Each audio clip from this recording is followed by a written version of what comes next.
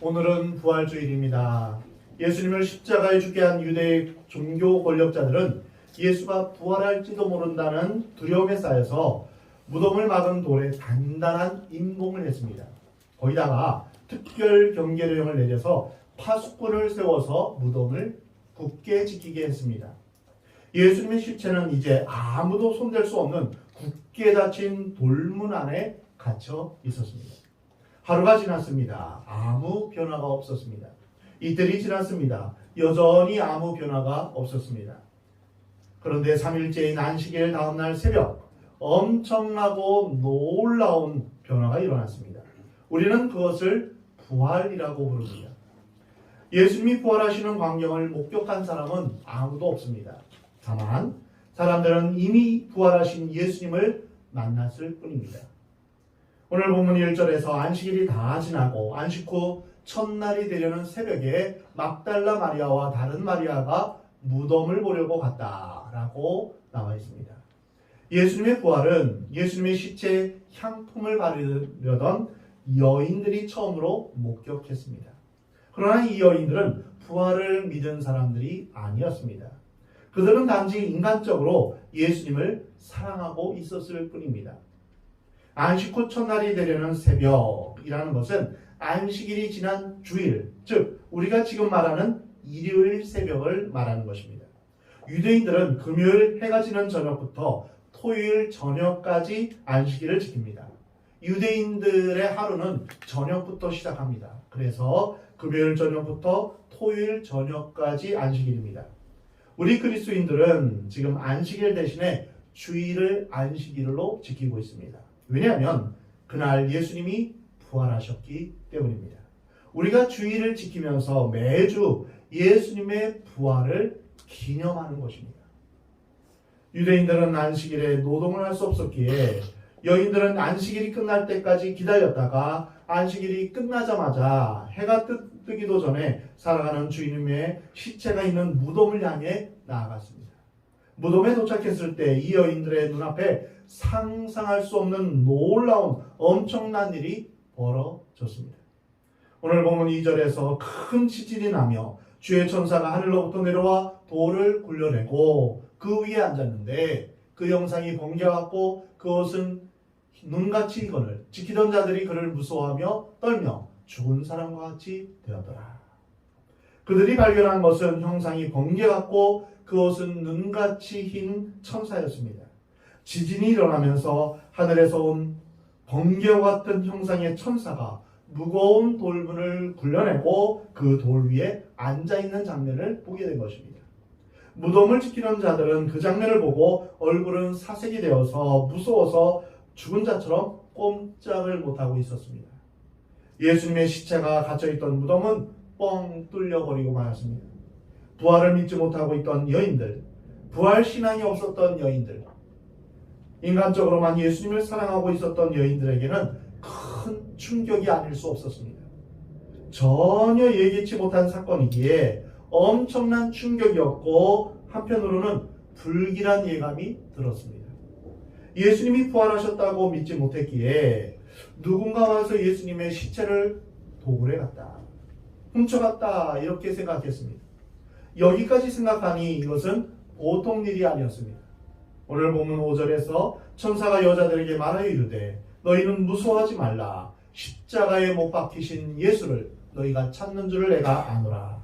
그가 여기 계시지 않고 그가 말씀하시던 대로 살아나셨느니라. 와서 그가 누우셨던 것을 보라. 두려워하고 불안해하며 불길한 예감에 쌓여있던 이 여인들에게 천사는 세 가지의 놀라운 메시지를 전하고 있습니다. 첫 번째는 바로 무서워 말라, 두려워 말라입니다. 오늘날 많은 사람들이 교회에 찾아옵니다. 그러나 문제는 예수님을 믿고 교회에 나오면서도 여전히 불안해한다는 것입니다. 두려워한다는 것입니다. 오늘 본문의 여인들이 예수님을 믿고 따르면서도 불안해하고 두려워하는 것과 같습니다. 왜 그렇습니까? 부활신앙이 없기 때문입니다.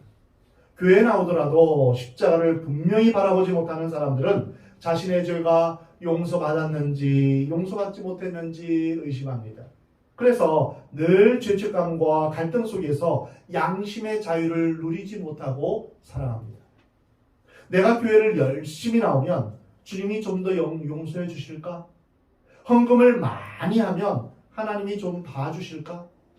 내가 전도를 많이 하면 하나님이 내 죄를 좀 더 많이 용서해 주실까? 이런 생각을 합니다. 주님의 뜻대로 좀 더 열심히 살지 못하면 자신의 죄가 용서받지 못할 것으로 생각하는 것입니다. 사랑하는 성도 여러분, 예수님을 믿는 우리는 이미 우리의 행위에 상관없이 우리의 모든 죄는 용서함을 받았습니다. 영접하는 자, 곧 그 이름을 믿는 자들에게는 하나님의 자녀가 되는 권세를 주셨다라고 요한복음 1장 12절에 말씀하십니다. 우리가 예수님을 믿으면 이미 우리는 하나님의 자녀가 된 것입니다. 그러나 부활신앙이 없는 사람은 자신의 죄가 용서함 받았다고 생각하면서도 계속 불안해합니다. 미래가 불안합니다. 세상살이가 불안합니다. 예수님은 과연 살아계실까? 지금 여기 계실까? 나를 돌아보고 계시는가? 이렇게 의심합니다. 오늘 본문의 여인들은 예수님의 시체를 찾았지 살아계신 예수님을 찾지는 않았습니다. 불안의 원인이 여기에 있는 것입니다. 교회 나오면서도 신앙생활을 하면서도 부활하신 예수님을 만나보지 못한 사람들은 교리에 파묻히고 전통에 파묻히고 형식에 파묻혀서 단지 종교적인 생활을 할 뿐입니다.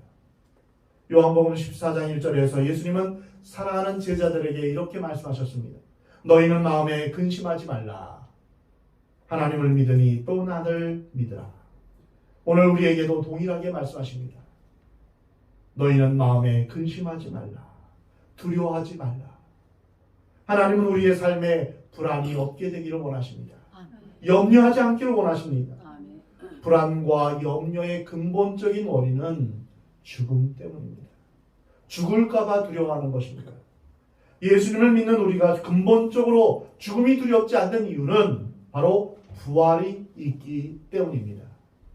우리가 불안한 세상, 위험한 세상, 내일도 예측할 수 없는 세상에 살면서 분명한 확신과 믿음과 평강을 가지고 살 수 있는 이유는 바로 예수님이 부활하셨기 때문입니다.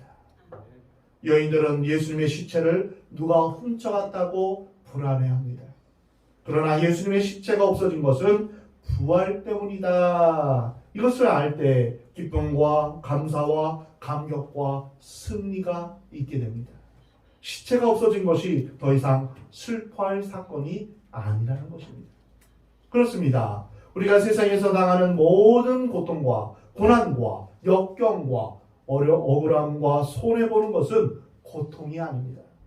우리가 이 모든 것을 살아계신 예수 그리스도를 통해 볼 때, 즉 부활하신 예수 그리스도를 믿을 때 이 모든 것들은 축복이 될 수 있습니다. 내가 받는 고난은 장차 올 영광과 비교할 수 없습니다. 내가 아프다고 하는 것은 더 이상 저주가 아닌 것입니다. 병이 저주가 될 수 없습니다. 실패가 저주가 될 수 없습니다. 세상에서의 억울함도 저주가 될 수 없습니다. 우리가 부활의 믿음을 가지고 헤쳐나가면 그것은 영광스러운 사건으로 변화되는 것입니다. 그러니 무서워 말고 두려워하지 말라라고 주님은 우리에게 말씀하십니다. 천사들의 두 번째 메시지는 무엇입니까? 오늘 본문 6절 말씀입니다. 그가 여기 계시지 않고 그가 말씀하시던 대로 살아나셨느니라. 와서 그가 누우셨던 것을 보라. 두 번째 메시지는 예수님의 시체가 없어진 것은 예수님이 실종되셨기 때문이 아니라 다시 살아나셨기 때문이라는 것입니다. 예수님이 생전에 예언하셨던 것처럼 3일 후에 다시 부활하셨던 것입니다. 예수님의 시체를 두었던 곳에는 시체가 이미 사라져버리고 없었습니다. 살아계신 하나님께서 예수님을 다시 일으키셨고 부활하게 하신 것입니다. 예수님은 약속하신 대로 다시 살아나셨으며 천사들은 이 기쁜 소식을 여인들에게 전해주었습니다. 그가 살아나셨느니라. 살아나셨다. 이것은 무슨 의미입니까? 2000년 전 예수님의 시체가 아리마대 요셉이 예비한 새 무덤에 뉘어 있다가 살아났다. 이것은 그때만 살아난 것이 아닙니다. 2000년이 지난 지금에도 여전히 살아 계신다는 것입니다. 이것이 살아나셨다는 진정한 의미입니다. 기독교가 2000년 전에 초대교회로 끝난 것이 아닙니다. 예수님이 부활하셨기 때문에, 예수님이 지금도 살아 계시기 때문에 살아계신 주님이 지금도 전 세계에 전파되고 있는 것입니다. 아멘. 우리는 죽은 사람을 믿고 전파하는 것이 아닙니다. 아멘. 지금도 살아계신 우리와 함께 계시는 주님을 전하고 있는 것입니다. 아멘. 성경이 영원한 베스트셀러가 된 이유는 죽은 책이 아닙니다. 살아있는 책입니다. 예수님이 소크라테스나 석가모니나 공자처럼 위대한 성자에 불과했다면 예수님도 성자들과 같이 땅속에 그대로 있었을 것입니다. 그러나 그분은 살아나셨습니다. 아멘. 예수님은 지금도 역사를 통치하시며 다스리시며 앞으로 산자와 죽은 자를 심판하실 만왕의 왕으로 다시 오실 것입니다. 아멘. 우리는 빈 무덤을 목격한 여인들의 영적 상태, 마음의 상태를 짐작해 볼 수 있습니다. 분명 그들은 자신의 눈을 의심했을 것입니다. 자신의 귀를 의심했을 수도 있습니다. 현재 일어나고 있는 상황을 믿을 수도 있고 믿지 않을 수도 있었습니다. 사실 부활 사건은 그렇게 쉽게 믿어지는 것이 아닙니다. 우리는 이성이나 경험, 상식이나 합리적인 사고의 틀 속에서 살고 있기 때문에 부활 사건을 처음 접할 때 그것을 쉽게 받아들이기 쉽지 않습니다. 그래서 리 스토로벨이라는 미국의 한 무신론자이며 기자는 부활이 실제로 일어날 수 있는 사건인가, 이것을 가지고 기자의 신분으로 과학적으로 밝히려고 여러 과학자들을 찾아다니며 인터뷰하면서 연구했습니다. 그래서 마지막에 부활 사건이라는 책을 이제 출판하게 되었는데요. 그는 결국 예수님의 부활 사건이 역사적 사건이며 진실임을 알게 되었습니다. 우리는 예수님의 이적을 접하게 되면 그것을 믿기까지 시간이 걸립니다. 확신하기 전까지 시간이 필요합니다. 말씀을 읽고 기도를 하고 의심하다가 또 믿었다가 세월이 지나면서 점점 내 마음속에 자리 잡히게 되는 것입니다. 그런데 이 부활 사건이 언제 결정적으로 역사합니까? 바로 오순절입니다. 오순절에 성령이 임했을 때 십자가 사건과 부활 사건이 제자들의 마음 가운데 완전히 통하게 된 것입니다. 그때부터 제자들은 죽음이 두렵지 않고 세상살이가 두렵지 않고 성공과 명예가 중요하지 않게 되었습니다. 그리고 담대하게 그리스도의 증인이 되었습니다. 이것이 바로 초대교회입니다. 그러나 오늘 본문의 부활의 첫 목격자였던 여인들은 방금 예수님의 빈 무덤을 보면서 아직도 충격에 헤어나오지 못하는 상태에 있었습니다. 신앙이란 그냥 교회에 나오는 것만으로 의미하지 않습니다. 십자가 앞에서 무릎을 꿇을 때야 우리는 신앙에 대해서 눈을 뜨게 됩니다. 그러나 십자가 앞에서 무릎을 꿇고 내 죄가 다 용서받는 경험으로 모든 것이 다 해결되는 것이 아닙니다. 부활하신 예수님을 만나야 합니다. 도마처럼 예수님의 손을 만져보고 살아계신 주님을 경험할 때, 정말로 살아 역사하시는 주님을 목격할 때 내 삶과 인생이 결정적으로 변하는 것입니다. 유감스럽게도 많은 사람들이 교회만 오고 있을 뿐 부활을 경험하지 못하고 있습니다. 교회에서 봉사를 하고 헌금을 하고 찬송도 부르지만 부활하신 주님을 만나보지 못한 사람이 너무나 많다는 것입니다. 그래서 그들의 생애에 변화가 없습니다. 세상적인 유괴 생활을 그대로 간직할 뿐입니다. 요한복음 20장에서 천사들이 이르되 여자여 어찌하여 우느냐, 이르되 사람들이 내 주님을 옮겨다가 어디 두었는지 내가 알지 못합니다. 이 말을 하고 뒤로 돌이켜 예수께서 계신 것을 보았으나 예수이신 줄 알지 못하더라. 예수님이 거기 계셨습니다. 그러나 이 여인은 그가 예수인 줄 알지 못했습니다. 동산지기인 줄 착각했습니다. 이 여인은 이른 새벽에 예수님의 무덤을 찾아왔습니다. 그리고 예수님의 시체가 없어진 것을 걱정하고 있습니다. 그러나 그 여인은 막상 찾던 주님이 서 계실 때에는 알아보지 못했습니다. 이것이 바로 우리의 영적 상태입니다. 예수님이 바로 우리 옆에 계신데 멀리 계신 것처럼 예수님을 크게 부릅니다. 하나님이 멀리 계신 것처럼 그렇게 기도합니다. 사랑하는 성도 여러분, 여러분은 지금 우리 옆에 계신 예수님을 느끼시고 계십니까? 예수님은 바로 이곳에 계십니다. 아멘. 우리의 마음속에 계십니다. 누구든지 예수님을 믿는 자들에게 찾아와 주시고 세상 끝날까지 떠나지 않겠다, 내가 너희를 버리지 않겠다고 약속하셨습니다. 여인들의 문제는 예수님이 바로 옆에 계신데도 몰랐다는 것입니다. 이 여인들은 예수님의 시체만 관심이 있었지 부활하신 예수님에 대해서는 생각하지도 못했던 것입니다. 이것이 우리 신앙의 모습과 똑같습니다. 우리도 교회 생활하면서 신앙생활하면서 예수님의 시체만 붙들고 있는지 모릅니다.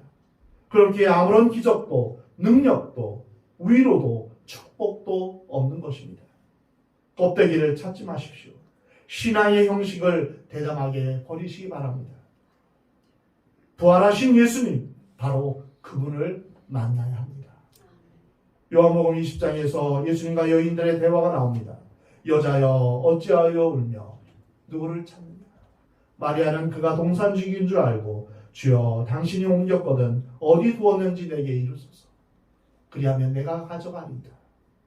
예수님을 사랑하는 여인의 마음은 정말 말로 표현할 수 없었습니다. 그러나 그렇게 예수님을 사랑해도 부활의 예수님을 모르고 있습니다. 이것이 우리가 가지고 있는 맹목적인 신앙입니다.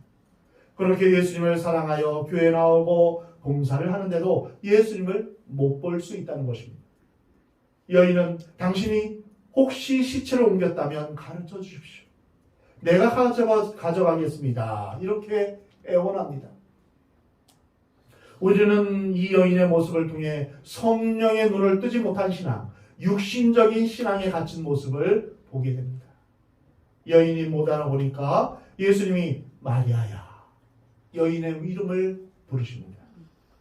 이때 여인은 동산지기의 음성이 아니라 사랑하는 주님의 음성, 바로 나를 아시며 나의 이름을 불러주시는 주님의 음성을 듣게 됩니다. 그리고는 히브리 말로 라보니여, 이것은 랍비여, 선생님, 이런 뜻입니다. 드디어 눈이 밝아지고 옆에 계신 주님을 보게 된 것입니다. 지금도 주님은 우리의 이름을 부르시고 계십니다. 여러분 각자의 이름을 부르십니다. 마리아야 하고 불러주셨던 것처럼 영적으로 어둠 가운데 있는 우리를 향해 우리의 이름을 부르십니다. 사랑하는 성도 여러분, 여러분에게 예수님을 보는 눈이 있기를 바랍니다. 예수님의 사랑스러운 음성을 들을 수 있는 귀가 있기를 바랍니다. 예수님은 살아나셨습니다. 예수님은 지금도 살아계시며 우리를 사랑하시고 우리를 용서하시며 또한 우리를 위로하시고 우리를 안아주시며 보듬어 주시고 축복해 주시는 분이십니다. 예수님은 멀리 계시는 분이 아닙니다. 우리 안에 계십니다. 우리 옆에 계십니다. 우리가 배신을 당할 때도 옆에 계셨고 실패할 때도 옆에 계셨습니다.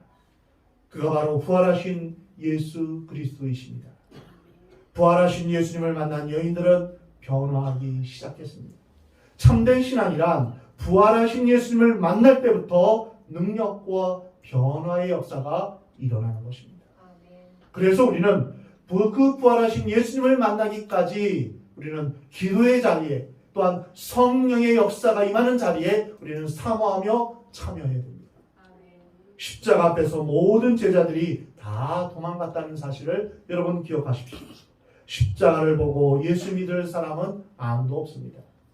십자가는 너무 무섭고 처참하고 잔인하기 때문에 십자가 앞에서 나도 십자가를 지겠다 말하는 사람은 아무도 없습니다. 그러나 부활하신 예수님을 만날 때 십자가가 영광의 십자가가 되는 것입니다. 십자가와 부활은 떨어져 있는 두 개의 사건이 아닙니다. 십자가와 부활은 동전의 앞뒷면과 같은 하나의 사건입니다. 십자가 없는 부활은 없습니다. 부활 없는 십자가 또한 존재하지 않습니다. 우리의 신앙 대상은 바로 십자가와 부활의 주가 되시는 예수 그리스도이십니다. 나의 죄를 위해 십자가를 지신 예수님, 모든 죄와 상한 권세, 사탄의 권세를 깨뜨리시며 승리하셔서 나를 영광스러운 하나님의 자녀로 만들어 주시는 부활의 주님, 이 예수님이 바로 우리의 신앙의 내용이며 신앙의 대상입니다. 이제 천사의 세 번째 메시지를 보겠습니다. 오늘 본문 7절 말씀입니다. 또 빨리 가서 그의 제자들이 이르되 그가 죽은 자 가운데서 살아나셨고 너희보다 먼저 갈릴리로 가시라니 너희가 거기서 배우리라 하라. 부활 사건을 경험한 사람들에게 주시는 세 번째 메시지는 가라입니다. 더 이상 무덤에 있지 말라라는 것입니다. 우리는 무덤을 떠나야 합니다. 무덤에는 예수님이 계시지 않습니다. 부활에 대한 믿음이 없는 사람은 절대로 못 떠납니다. 가족이 걸리고 사업이 걸리고 인간관계가 걸려서 못 떠납니다. 아브라함은 하나님의 음성을 듣고 갈대아 우르의 고향과 친척과 아버지의 집을 떠났습니다. 갈 바를 알지 못했지만 주님의 명령에 순종하여 그의 안전한 미래를 보장받는 것을 포기했습니다. 히브리서에서 그것을 확인할 수 있습니다. 아브라함이 어떻게 이삭을 번제물로 바칠 수 있었겠습니까? 그에게는 부활신앙이 있었기 때문입니다. 부활신앙이 없는 사람은 절대로 못 떠납니다. 포기하지 못합니다. 언제나 현실에서 자신의 왕국을 만들려고 합니다. 내가 움켜쥐고 있는 이것을 놓으면 난 죽을 것 같은 그런 기분을 갖고 있는 것입니다. 하나님 아닌 다른 무엇인가를 움켜쥐고 있습니다. 희생을 하지 않습니다. 손에 움켜쥐고만 있습니다. 헌신이란 무엇입니까? 부활신앙이 있을 때만 헌신이 가능합니다.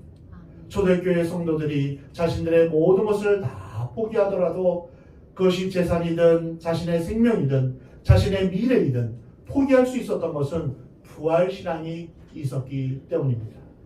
왜 못 떠날까요? 왜 헌신이 안 될까요? 왜 손해를 보지 않으려고 할까요? 왜 예수님이 믿어지지 않습니까? 부활을 믿는다고 입술로는 말하지만 마음속에는 부활신앙이 없기 때문입니다. 왜 죄책감에 빠져 있습니까? 예수님을 믿는다 하지만 보혈의 능력, 죄 용서의 능력을 믿지 않기 때문입니다. 그래서 죄책감과 양심의 가책의 노예가 되는 것입니다. 사랑하는 성도 여러분, 예수님의 이름으로 보혈의 능력으로 부활의 권능으로 여러분의 모든 죄책감이 다 사라지기를 하나님은 원하십니다. 여러분의 모든 근심과 두려움이 사라지기를 하나님은 원하십니다. 그가 살아나셨느니라. 예수님이 부활하셨다는 사실을 사도신경을 통해서 습관적으로 고백하는 그런 정도가 아니라 실제로 여러분의 전반적인 삶에 있어서 우리의 입술과 생각과 또한 우리의 행동에 있어서 모든 삶의 영역에 그 믿음이 적용되기를 주의 이름으로 축원합니다. 아멘. 부활을 믿으면 받게 되는 메시지가 바로 가라, 가서 전하라 입니다. 예수님이 부활하셨다는 사실을 우리는 직장에 가서 전하고 학교에 가서 전하고 아직 복음을 들어보지 못한 사람에게 가서 전하라는 것입니다. 아멘. 예수님이 부활하셨다. 그가 살아나셨다. 이것은 2000년 전 예수님이 무덤에 갇혀 있다가 그 시대에만 살아나셨다는 것이 아닙니다. 살아계신 예수님은 지금도 역시 살아계시며 우리를 도우시며 우리와 함께 하신다는 의미입니다. 아멘. 그리고 다시 이 땅의 심판주로 다시 오실 것이라는 의미입니다. 마리아야, 이름을 불러주셨던 그 주님이 우리에게 찾아오셔서 우리의 이름을 부르시며 말씀하십니다. 나는 너를 위해 죽었노라. 너를 위해 피를 흘렸노라. 내 죄를 용서하기 위해 내 몸이 갈기 다 찢겼노라. 내 몸을 다 너희에게 주노라. 너를 위해 내 피를 다 쏟아 주었노라. 주님은 우리의 이름을 부르시며 우리의 상처와 세상의 모든 무거운 짐과 열등감과 패배감과 질책감에서 우리를 자유케 하시며 치유케 하십니다. 그리고 말씀하십니다. 나의 사랑하는 자여 일어나 나와 함께 가자. 나와 함께 부활의 소식을 전하러 가자. 사랑하는 성도 여러분, 우리 주님은 아직도 부활의 주님을 알지 못하는 수많은 사람들에게 놀라운 기쁨의 소식, 그가 살아나셨느니라, 이 소식을 전하며 살기를 원하십니다. 부활의 주님으로 인해서 더 이상 근심하거나 두려워하지 말고 구원의 기쁨, 생명의 기쁨, 부활의 기쁨을 누리며 살아가는 저와 여러분이 되기를 하나님은 원하십니다. 그리고 이 부활의 소식, 놀라운 승리의 소식을 전하며 사는 저와 여러분이 되기를 하나님은 원하십니다.